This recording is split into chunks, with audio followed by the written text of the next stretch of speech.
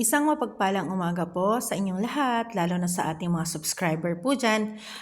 Ito po ay trinay ko kung anong magiging itsura. Ngayon, parang ang nakita ko ay kulang siya ng ating kulay. So, iyan yung naging resulta ng ating almost 10 hours pa lang yan guys, okay?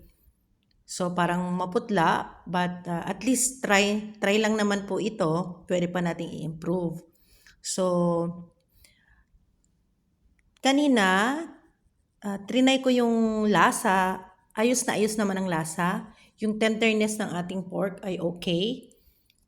Okay na okay po yung timpla. So I think kailangan ng improvement. So ito. Kakain tayo ngayon. Sabayan natin ng kape. So kain po tayo.